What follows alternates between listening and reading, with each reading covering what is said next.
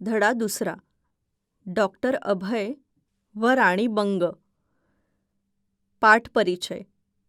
प्रस्तुत पाठात डॉक्टर अभय बंग व राणी बंग यांच्या उदात्त मानवसेवेची गाथा वर्णन केलेली आहे.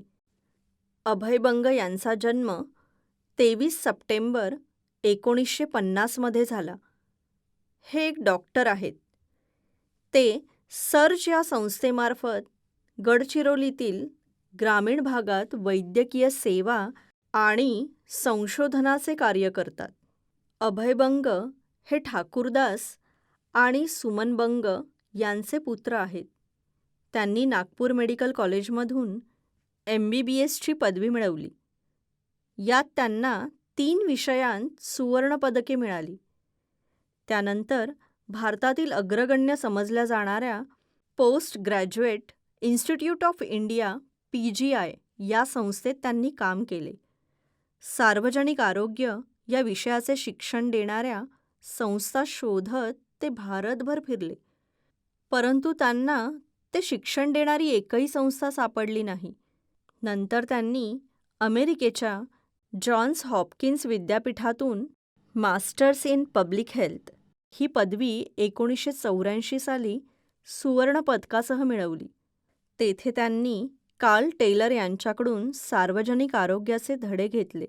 यामध्ये ते 99% गुणांसह प्रथम आले. ते या संस्थेमध्ये संचालकही होऊ शकले असते. त्यांना अत्याधुनिक रुग्णालयात किंवा रिसर्च इन्स्टिट्यूटमध्ये काम करण्याच्या संधी चालून आल्या होत्या.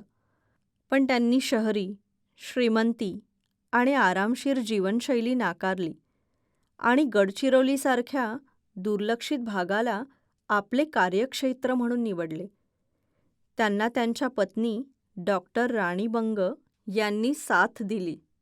1988 मध्ये गडचिरोली भागात एका महिला जागरण यात्रेत एका स्त्रीने दारूच्या समस्येबद्दल लक्ष वेधले.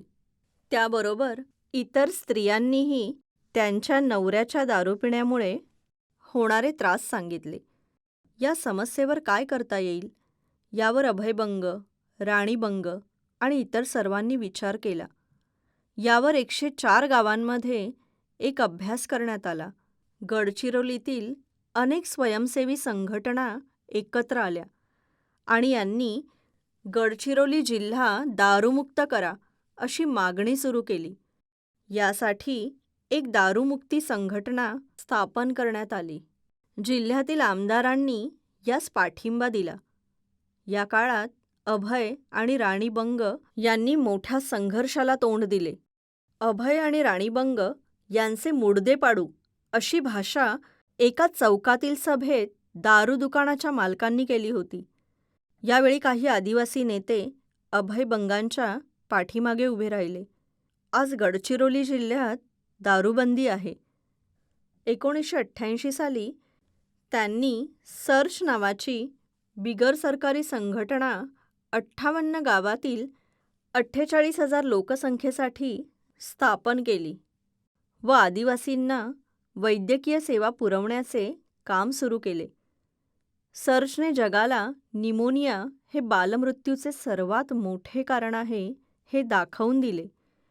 PGIमध्ये प्रथम क्रमांक मिळवूनही त्यांनी PGI सोडली. याचे कारण त्यांना तेथील संशोधनात सामाजिक संबंध सापडत नव्हता.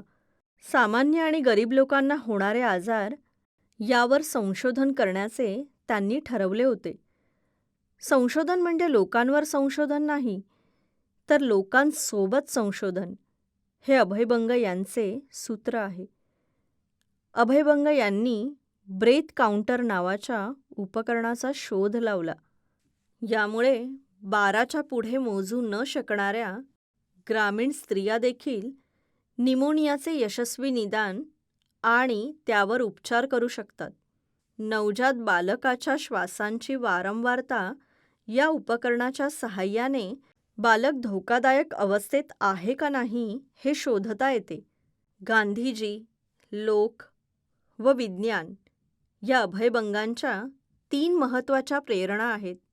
टिळक महाराष्ट्र विद्यापीठाकडून डी.लिट ही सन्माननीय पदवी 2003 सालचा महाराष्ट्र सरकारचा महाराष्ट्र भूषण पुरस्कार व 2018 सालचा पद्मश्री पुरस्कार असे अनेक पुरस्कार डॉक्टर अभय बंग आणि राणी बंग यांना मिळाले आहेत.